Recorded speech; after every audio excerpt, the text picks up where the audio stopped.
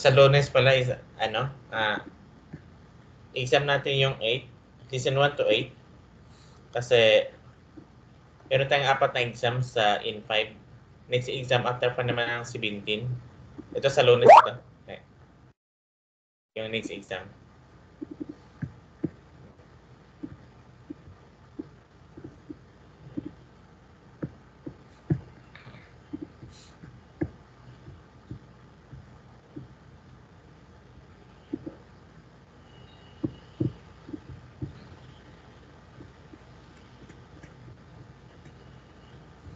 Basahin ko lang dito, no? Yung vocabs. So, handsome muna. Handsome. Kirena, beautiful, clean. Shizuka na, quiet. Nigiya ka na, lively. Yumina, famous. Sensitsu na, kind. So, genki na, healthy, sound, cheerful. Himana, free time. Bindri na, convenient. Sticky na, so fine, nice, wonderful. Okay, big, large. Chisai, small, little. Atarashi, new. Furoy, old, not of age. Yung iyuy, good. Waroy, bad. Atsoy, hot. Sosamoy, so-called referring to temperature. Chumitay, so-called referring to touch. Musukashi, difficult. Yasashi, easy. Takai, expensive, tall, high. Yasui, inexpensive. Ikoi, low. Omoshiroi, interesting. Oishi, delicious, tasty. Isugashi, busy. Tanoshi, enjoyable. Shiroi, white. Kuroi, black. Akai, red. Aoi, blue. Sakura, cherry blossom. Yama, mountain. Machi, town, city. Tabimono, food. Kuroma, car, vehicle. Tokoro, place. Ryo, dormitory. Benkyo, study. Shikatsu, life. Oshigoto, work, business. Do, how. Dona, what kind of. Dore, which one of 3 or more. Totemo, very. Amari, not so. Use with negatives. Soste, so unused to connect sentences. Ga, but. O genki desu ka? How are you? So desu ne. Well, let me see. So, nihon no shikatsu ni narimashita ka? Have you got used to the life in Japan? Nani mo ippai kaga desu ka? Would you have another cup of nani? So, iie, kikko desu. No, thank you. Mo nani desu ne? It's already. Soro shitsurei shimasu. It's almost time to leave now. Mata irashatte kudasai. So, please come again. Fuji-san, Mount Fuji, the highest mountain in Japan. Biwako, so Lake Biwa, the biggest lake in Japan. Shanghai. Shichine no Samurai, the Seven Samurai, a classic movie by Akira Kurosawa. Kinkakuji Temple, the Golden Pavilion.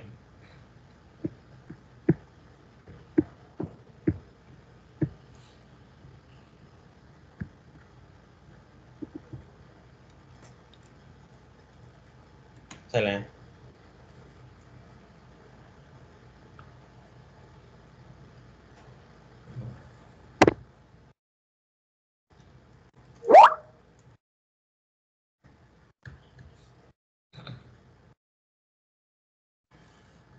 Yan. Present yan.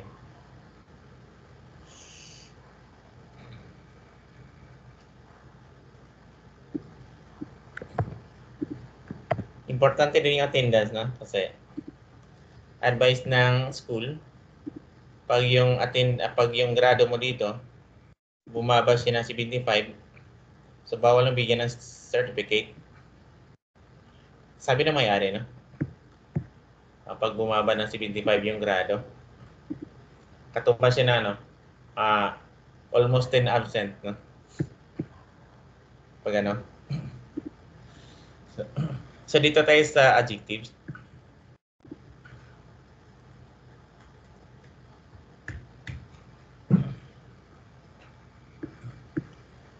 So adjectives are used as one predicates and noun to modifiers.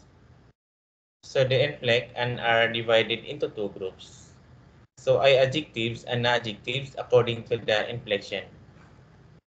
So yung adjectives nahati sa dalawang grupo. Yung tinatawag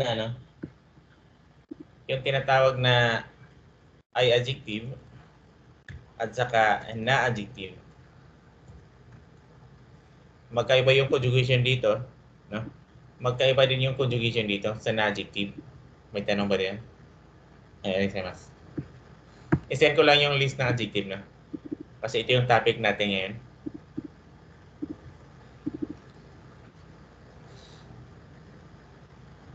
Yeah.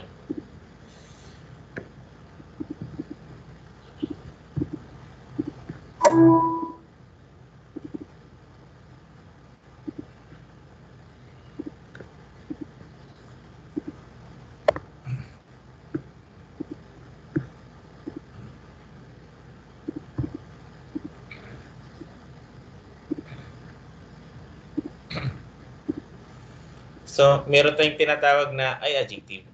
No? Meron ding tinatawag na na-adjective. Tinatawag siya na ay adjectives kasi yung dulo niya palaging ganito. Palaging ganyan eh. No? Yung ay.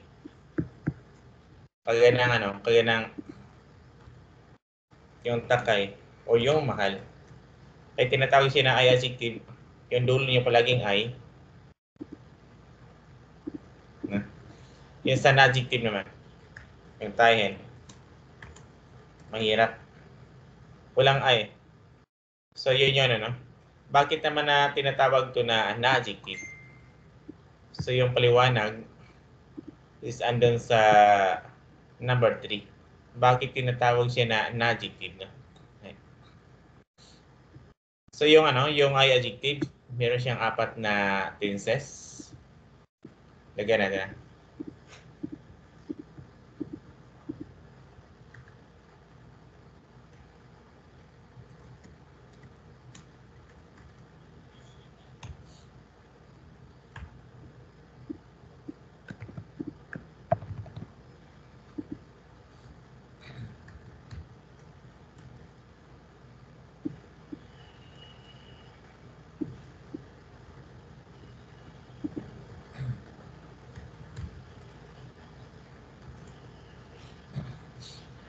Kung ano yung gagawin ko dito sa isa, so ganun din dun sa iba. No? For example, yung ay adjective natin, si Isugashi. O yung busy. No? So, Isugashi desu. Ito busy. So, Isugashi kunai desu. So, hindi busy. Isugashi katta desu. So, busy dati. No? O Isugashi kunakatta desu. Hindi busy dati. No? So, lahat ng pala to? Lahat ng ay adjective, so ganito lang yung gagawin. Yung ay lang yung papalit-palitan. Yung dulo lang. No? Kaya papalitan Ay lang yan para mapansin lang. So ay, so kunay. Kung napapansin yung katabi niya, hindi naman nagbabago eh. Yung ay lang talaga. Yung pinalitan. Yan. So ay kunay, kata kunakatta. No? Ganon din yun sa iba na. Kung paano siya gamitin, kung paano gamitin yung ay adjective, sundan mo lang itong pattern na to. No? So, noun wa ay adjective desu. Nakagano yung pattern niya. So, noun wa, then ay adjective desu. Sampulan natin. Sundan mo lang itong pattern.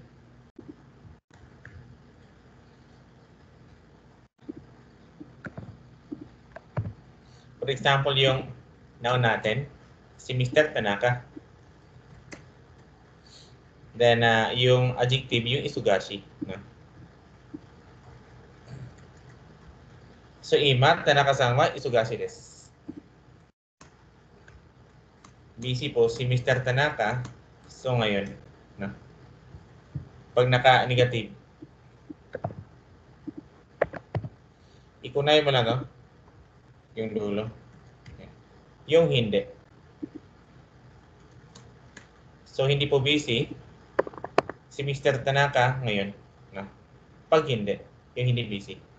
Yung dati.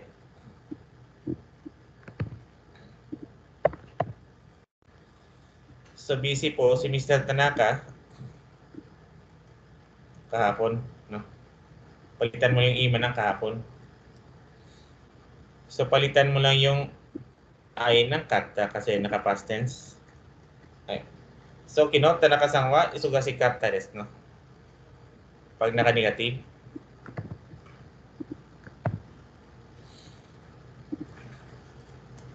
So, hindi po busy si Mr. Tanaka kahapon, no? So, kino, Tanaka sangwa, so ipalit mo lang to. Dito. Kunakatta desu. So, kino, Tanaka sangwa, isugashi kunakatta desu, no? Wala namang tanong dito, no? So, meron lang tayong special sa ay adjective, isa lang. Yung i o yung good.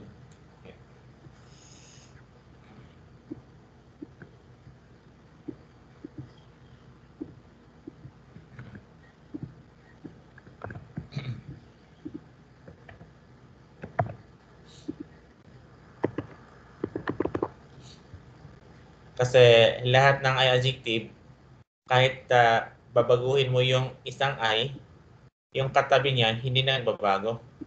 Pero ito nagbabago. I desu. So, magiging yokunai desu. So, yokatta desu. Then, yokunakatta desu, no? Yung ay, so kunay, papapansin nyo yan. Yung kunay,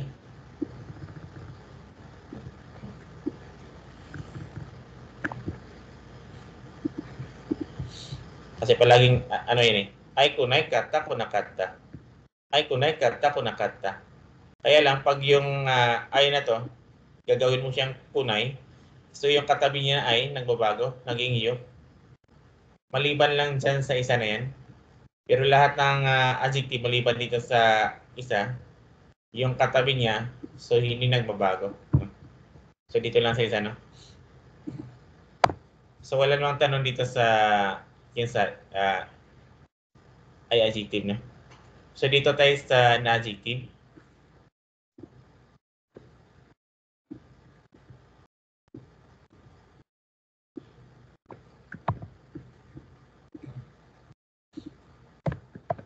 For example, yung na-adjective natin is yung taihen, mahirap, no? So taihen desu. So taihen ja arimasen. So taihen deshita. So taihen ja arimasen deshita. No? So ito mahirap. Hindi mahirap. So mahirap dati, no? Then hindi mahirap dati. So kung paano mo siya gamitin, so sundan mo lang din to, no? Yung pattern na yan, yung sa na-adjective, yung nakaganyan. Okay.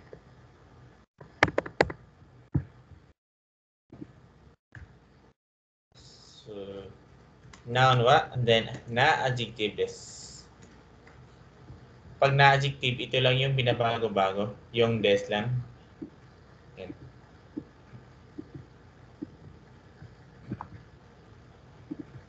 Yung des, jarimasen deshita, jarimasen deshita. Iba siya dun sa ay adjective kasi ay adjective ay kunay kata kunakatta. Na? Pag na-adjective, so des, jarimasen, desta, jarimasen, desta. Na?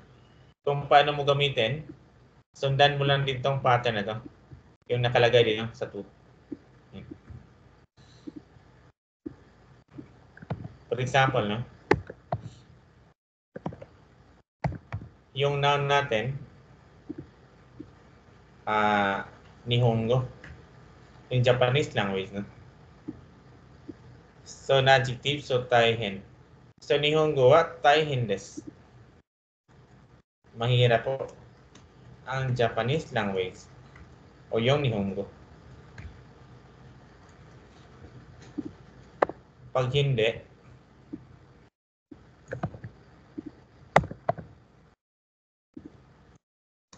so hindi po mahirap ang Japanese language. No? So yung des, papalitan mo lang siya na ano, ja arimasen. Pag past tense, for example lang,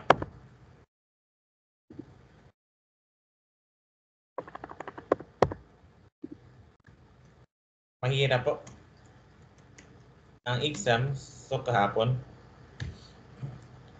So shiken wa, so taihen deshita.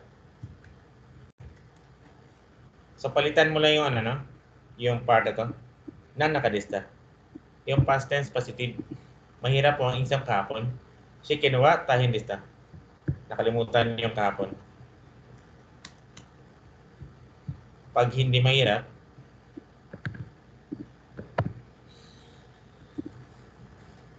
so hindi po mahirap ang exam kahapon. No? So kinono shiken wa taihen ja arimasen deshita.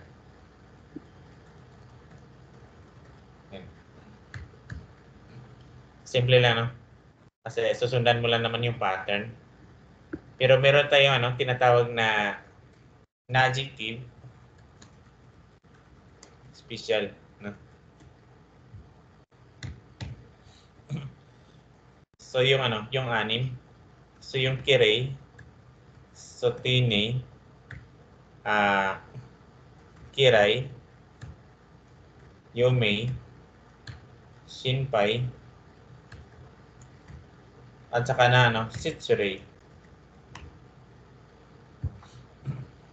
So ito, kailangan mo siyang tandaan kasi special to sa na-adjective. Sa pula natin na isa.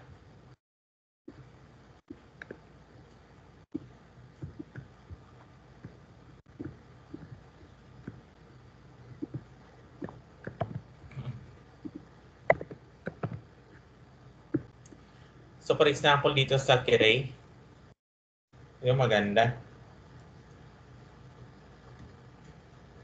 Yung ano, yung pulay. Yung mga dislike, hindi gusto. No? Yung dislike. Yung Yomi, so famous. Shinpai, so Tori.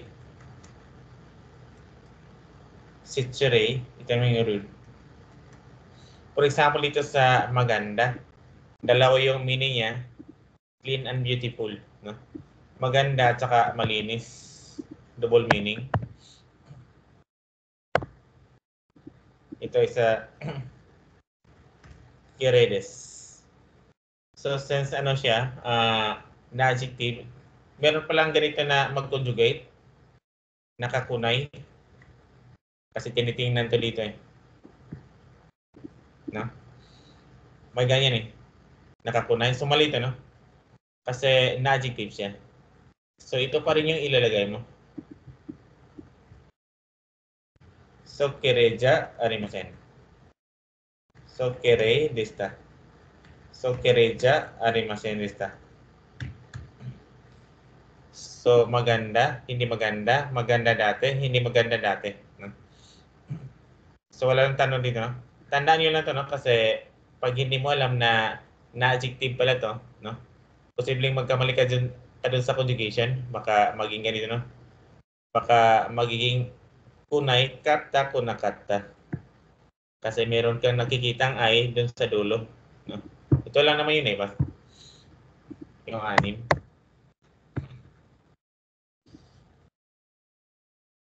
So, meron na mga example dito. Mga example na lang to dito. Okay. So, lahat ng naka-arimasen, pwede mo siyang palitan ng dewa. No? Lahat ng naka-arimasen doon, no? Pwede mo siyang palitan ng dewa. Ano? Ja o dewa.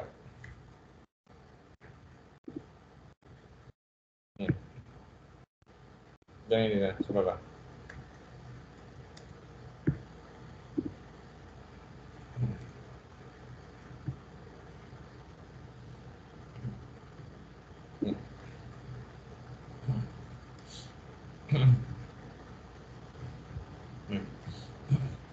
So, kailan mo gagamitin yung ano? Yung nakaganyan? Sampulan natin sa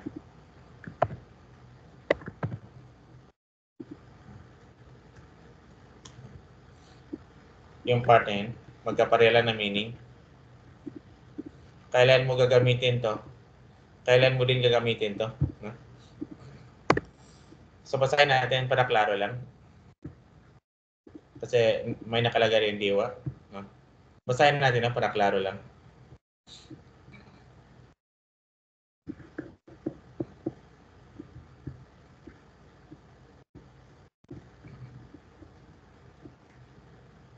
Okay. So, jarimasen is the negative form of this. It is the form used in daily conversation. Gagamitin mo daw yung jarimasen used in daily conversation. No? In daily conversation, no?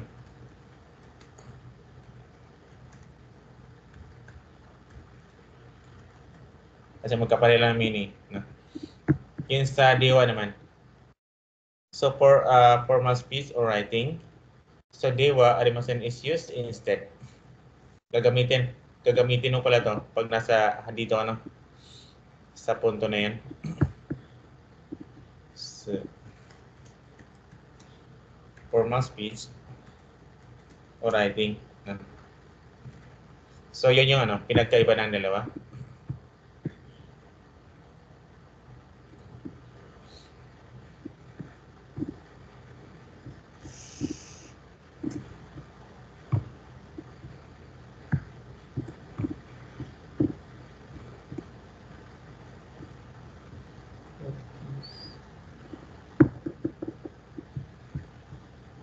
Ayan. So wala nang tanong din sa dalawa na to. So dito naman tayo sa ano, sa tanong niya. So questions using adjective sentences are made in the same way as those using noun or verb sentences. In answering a question, you repeat the adjective used in the question. So res or solja arimasen cannot be used. No? Kung yung tanong, kung yung ginamit na adjective dun sa tanong, yun din yung gagamitin sa pagsagot. No? Sampulan natin. No?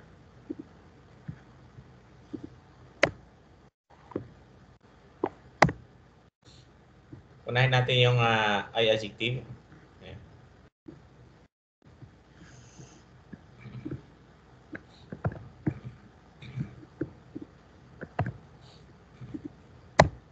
So busy po si Mr. Tanaka ngayon.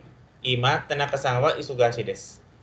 Pag gusto mo siyang gawing tanong, so mag-add ka lang ng ka sa dulo. No? Naging ganun na. Busy po ba si Mr. Tanaka ngayon?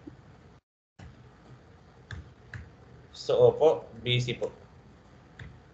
So, kay, so kung ano yung adjective dito, no? Yun din yung isasagot dyan. So, repeat the adjective using the question. Kaya kinape-paste ko lang, no? I-repeat mo lang siya. Pag ano naman, pag yung sagot mo is hindi, nung hindi po. So, iye. So, ganun din yung ano, adjective dito na gagamitin. Kaya lang, so nakakunay. Kasi hindi yung sagot mo. No? So, iye, isugashi kunai desu. So, no, hindi po. Hindi po siya busy. Pag yung tanong is naka-present lang, yung sagot mo is naka-present lang din. Present negative at saka positive. Is example ba, no? So, busy po si Mr. Tanaka kahapon. Kino Tanaka-san wa isugasi katta desu. Pag gagawin mo siyang tanong, so mag-add ka lang ng ka sa dulo. No? Ganyan. Busy po ba si Mr. Tanaka kahapon? Same lang ng ano, no? Same lang ng sagot.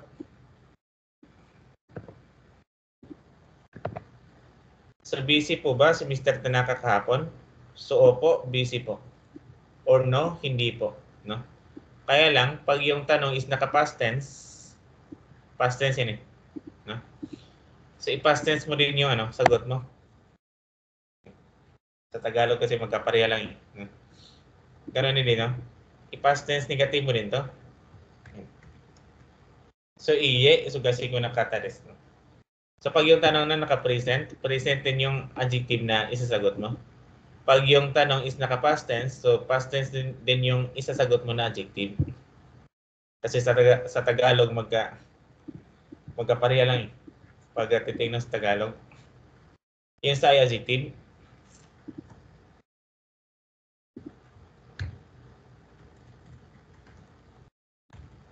yung sa na-adjective naman, for example, no? Sa na-adjective.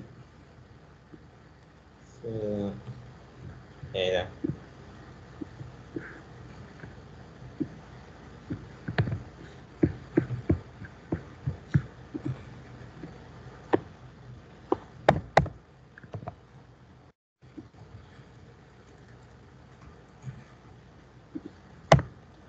So, mahirap po ang Japanese language, no?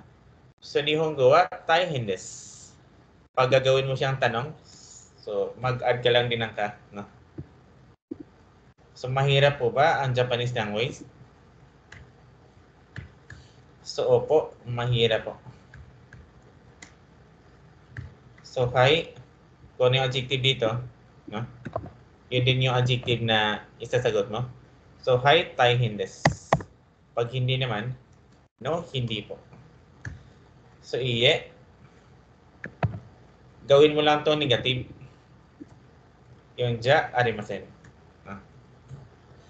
So, ganun din dito, no? Pag yung tanong is naka-present lang, yung sagot mo present lang din. Yung sa past, no? Mahirap po ang exam kahapon. So, kinuna si kinwat, hindi sta. Pag gagawin mo siyang tanong, so just add ka lang. So, mahirap po ba ang exam kahapon? Ito din yung sagot niya, no? Sa Tagalog. So, mahirap po ba ang exam kahapon? Opo, mahirap po. O no, hindi po. Magkapareha lang sa Tagalog, no? Kaya lang yung tanong, naka-past tense. So, yung sagot mo is i-past tense mo din siya. Hai, taihen deshita. So, ito past tense negative. So, iye, taihen ja arimasen deshita. No? So, dapat alam to. Yung apat, no? So, yung ay, kunay, kata, kunakatta. No? Ganun sa babae. Yung des, ja arimasen. Deshita, ja arimasen deshita. No? Kasi yun yung gagamitin mo pag sasagot ka. So, yun yung ano dito sa 3. Pag mo lang sagutan ng so des at saka so ja arimasen. Pag mo lang siyang sagutan ng ano, no? Ng so des at saka so ja arimasen. Kasi sinasabi na eh. No? So des or so ja arimasen cannot be used. Magagamit lang yung so des at saka so ja arimasen sa ano lang, sa noun lang. Dito lang siya pwedeng gamitin, no? Pagdating sa adjective, so bawal.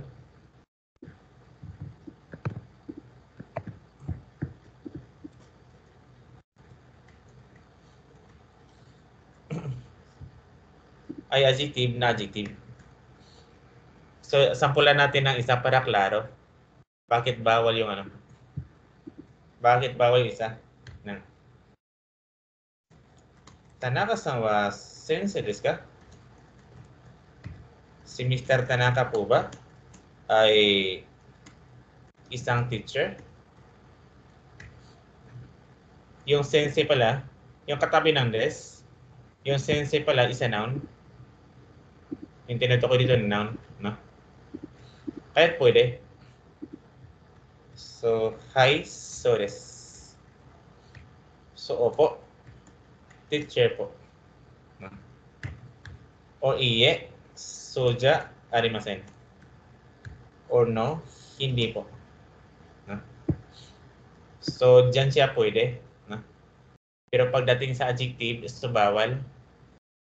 Ano yung sama?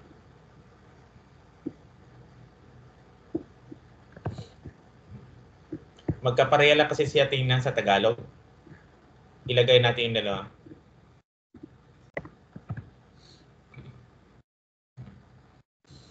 Bawal yung ano din ng dalawa.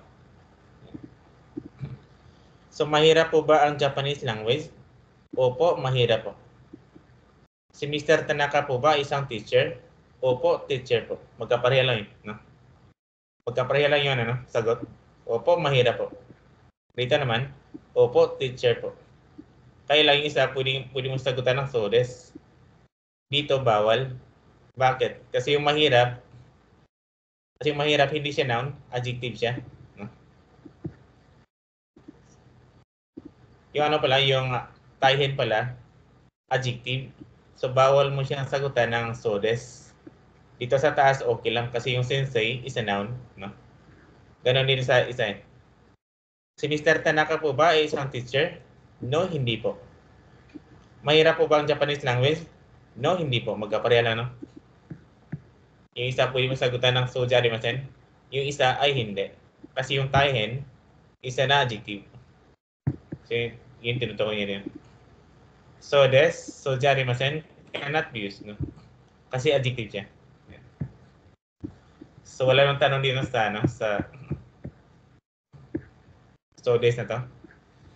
So, dito sa 3, sangbang, yung adjective na sinundan ng noun,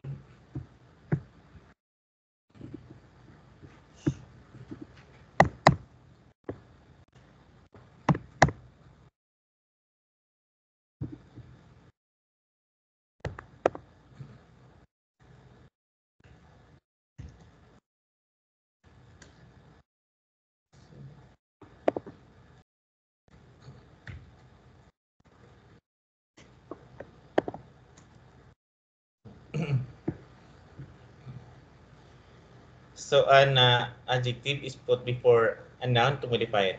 An adjective needs na before a noun. So pag yung ano, no, pag yung na-adjective susundan siya ng na, pag yung na-adjective susundan siya ng noun, so kailangan may na sa gitna. Kaya tinatawag siya na na-adjective, no. Kaya unahin muna natin ay adjective. So kanina nakaganito lang. Noun na wa adjective des. Ano? Tanaka-san wa so yasashi desu. Si Mr. Tanaka po ay mabait. Yan lang yung kanina. So ngayon, dinagdagan lang siya ng noun. No? Nakaganito na siya. Si Mr. Tanaka po ay mabait. Na student. Ano lang, dinagdagan lang siya ng noun na student. No? Ilagay mo lang siya. Yan. So, Tanaka-san wa yasashi gakuse desu. No? Isang example pa, no? So, kanina nakaganito lang sa adjective. Yan ang ramen wa oishi desu. Masarap po ang ramen. So, ngayon, dinagdagan lang siya ng noun. So, masarap po na ulam ang ramen. Ano lang, nilagyan lang ng ulam. Okay. So, ramen wa oishi ryori desu. Last example. Malamig po na country ang Japan. So, nihon wa so samui kuni desu. No? So, kanina wala yung noun. So ngayon dinagdagan lang ng noun, no? Kaya sa na-adjective naman. So kanina, nakaganito lang din. Yung pattern. Kaya na ano. Karina-san wa sokere desu. Si Miss Karina po ay maganda. So ngayon dinagdagan lang siya ng noun. So for example, no? Si Miss Karina po ay maganda. Not teacher. Yung teacher, yung sensei, so ilagay dyan. After ng adjective. Alam mo yung sinasabi dito? So an adjective needs na before a noun. Kahit maglagay ka ng na sa gitna. Kaya tinatawag siya na adjective. Kasi pag susundan siya ng noun, kailangan mong maglagay ng na sa gitna. No? Yung ay adjective, wala na eh. Pag ay adjective, no? Pag na adjective, sumay na. No? Pang ano lang. Kumbaga pang dugtong. Kaya lang. Sepo na bansa ang Japan. So, Nihon wa so anzen na kuni desu. So, ito anzen na adjective. Isang example pa na. Ang Tokyo po ay lively na lugar. So, Tokyo wa nigiyaka na. So, Tokuro desu na. So, simple lang na. Yung ano, yung sa 3. Dinagdagan lang yun. Wato sensei wa sensei na sensei desu. Si Mr. Watts po ay mabait na teacher. So, Fuji-san wa takai yama desu. Yung Mount Fuji po ay mataas na bundok. No? So, lagyan natin ng tanong.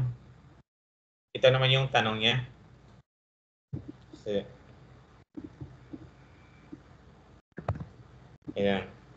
ito na.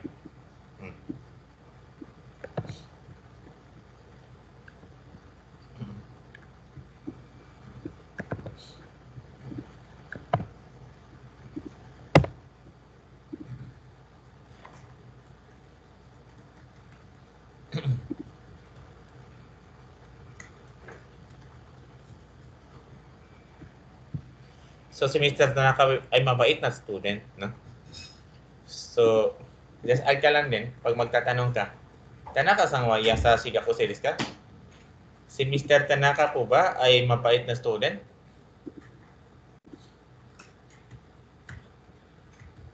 So po, mabait po. So, kai yasashi desu. So, iye, yasashi kunai desu. Or no, hindi po. So, Karina-san wa kirei na sensei desu ka?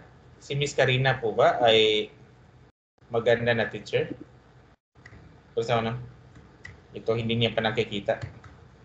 So po, maganda po. So, kai kirei desu. So, iye, so kirei ja arimasen. Or no, hindi po. So, same lang naman kanina sa yung sa taas, no? Yun yung sa 3, no? So, dito tayo sa totemo at saka ng amari.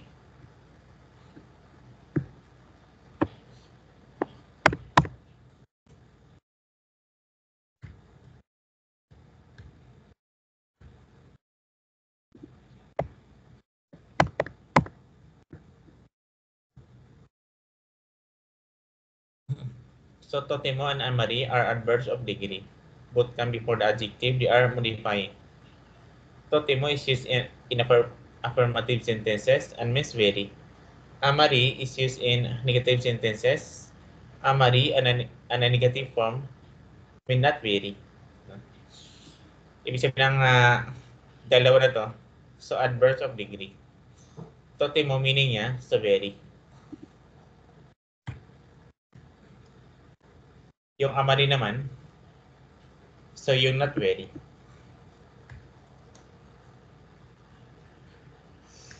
Yung tote mo, ginagamit lang siya sa positive. Yung tinutuko dito na affirmative, ano na yan sa present tense sa positive at saka past tense positive. Either naka ay adjective or naka-adjective. No? Yung sa amari naman, so palaging naka-negative. Dito din ginagamit sa adjective. Kaya lang, naka-negative. Amari, na negative form, not form, mean not very. Naka-negative na.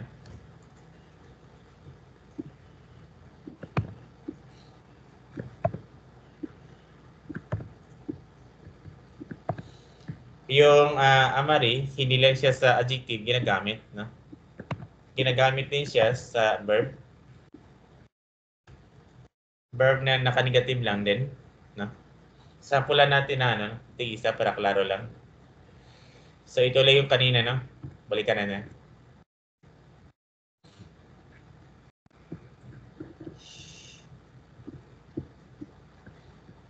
So,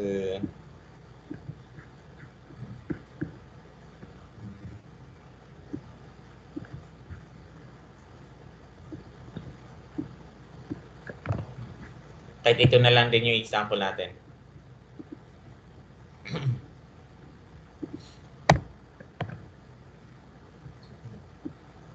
Ito sa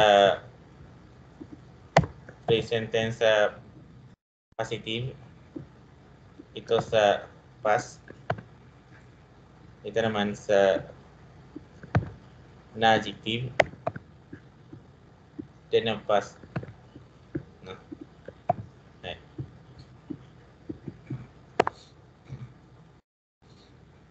Kaya na, no? Present tense positive. Ima Tanaka-san wa isugashi desu. Busy po si Mr. Tanaka ngayon. Pag nilagyan mo ng ano, toti mo dito, katabi ng adjective, no? Ima Tanaka-san wa totemo isugashi desu. So maging ganito yung meaning niya. Very. No? Kumaga, napaka-busy. No? Napaka-busy po ni Mr. Tanaka. No? Ngayon. O pag adjective na yan, lagyan mo siya ng tuti mo dyan. Yan. So, kinota nakasangwa, tuti mo, isugasing kata desu. Napaka-busy po ni Mr. Tanaka kahapon. No? Na adjective. Ilagay mo yung tuti mo, katabi ng adjective. Left side. So, nihongo wa tuti mo taihen desu. Kanina, mahirap. So, ngayon, so, napakahirap. Naging very na. No?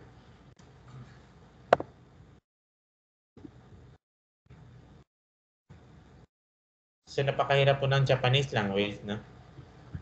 Gawin din, no? Yan.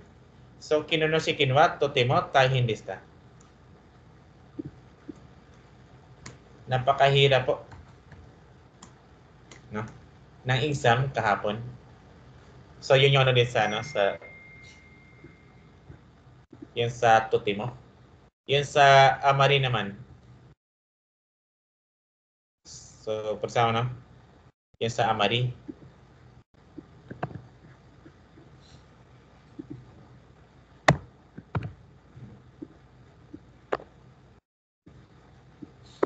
Yung not very. Pag yung adjective na to, no? Tinabihan mo siya ng amari, yung isugashi, so magiging negative. Negative niya yung kanina. So, nakakunay. So, ima, tanakasangawa, amari, isugashi kunai desu. Yung hindi masyado, not very. Hindi po masyadong busy si Mr. Tanaka. So, ngayon. No? Ganon din sa past tense. Kahit ito na lang din example natin. No? Sa past tense.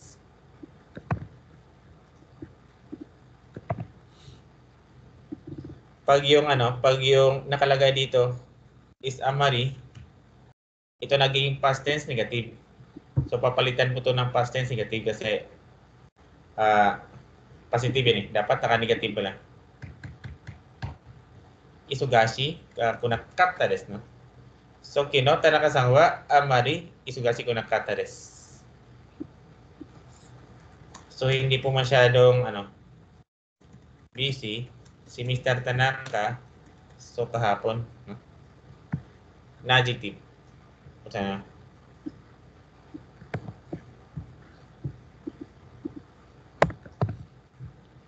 So ito, pag naka-amari siya, so ito naka-negative.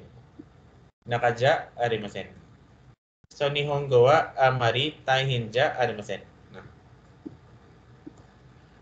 So hindi po masyadong mahirap ang Japanese language, no? Yun sa naka-negative.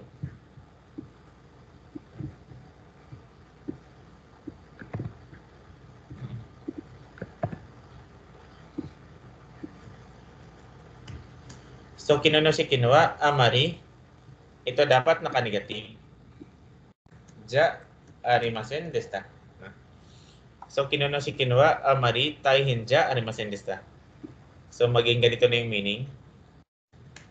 Hindi po masyadong mahirap, no? Ang exam, so kahapon. So klaro na sa adjective at saka na adjective. Kasama dito yung verb sa amari.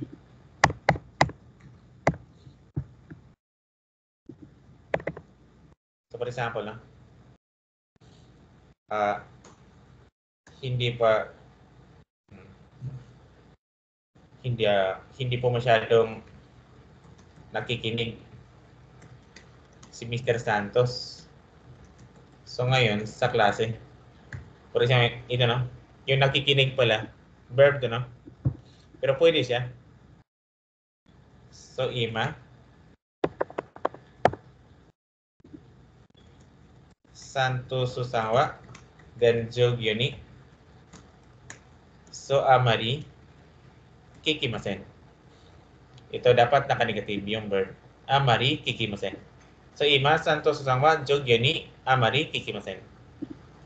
Yung past tense negative. Hindi po masyadong nag-aral si Mr. Santos ng kanji kagabi.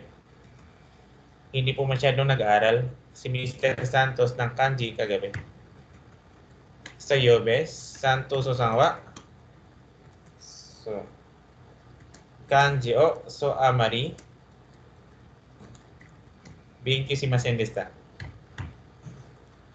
So, klaro na kung saan siya ginagamit. Pag totimo, so lang, affirmative sentence lang yung naka-positive, present positive at past positive.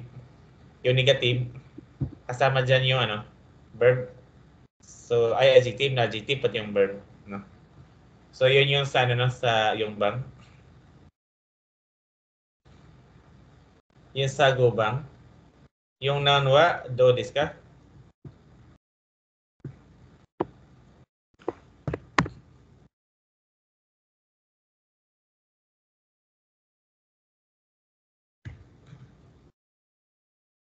So, this question is used to ask an impression or an opinion about a thing, place, or person, etc. that the listener has experienced, visited, or met. No? Ito lang yung ito lang yung nagtatanong ka ng kumusta ka na, yung how.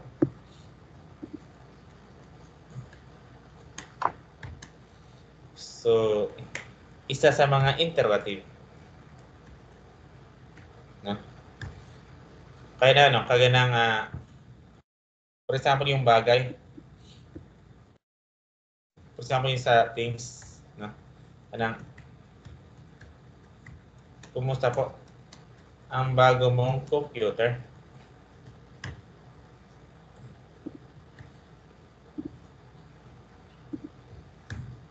So, atarashi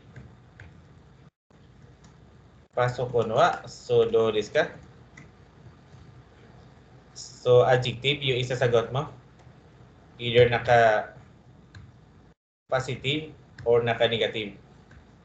Either naka-present or naka-past. So, kasi yung tanong na to, dito lang siya sa, sa present na. Yan.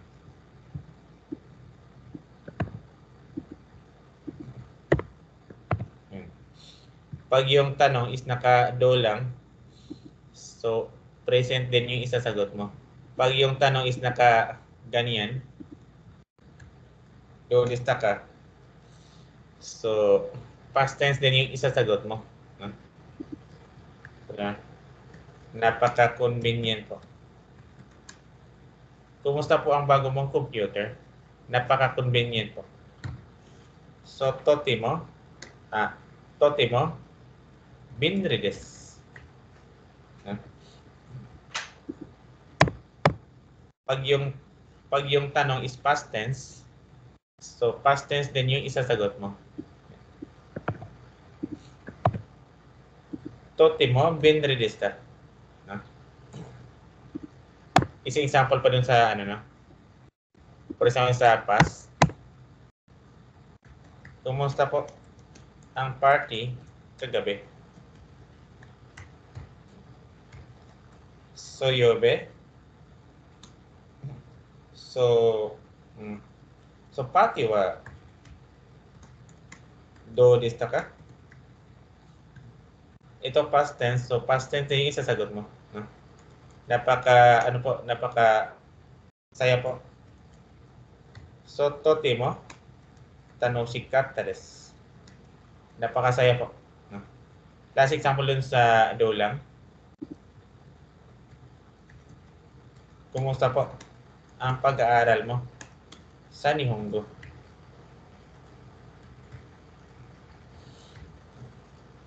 So, Nihongo no benkyou wa do desu ka? So, mahirap po. So, taihen desu. Pwedeng ganyan lang din yung sagot mo. Taihen desu, no? Mahirap po. Kanang, kumusta yung buhay mo sa Japan? So, tanoshi desu. So, masaya po. No? So, wala nang tanong din sa gubang, no? So, last yung tatlo. Pero meron pala tayong break time na 10 minutes. Mag-break time na tayo ng 10 minutes. No? So, 42 ngayon. So, balik tayo ng 52. Stop ko lang ito ng saglit.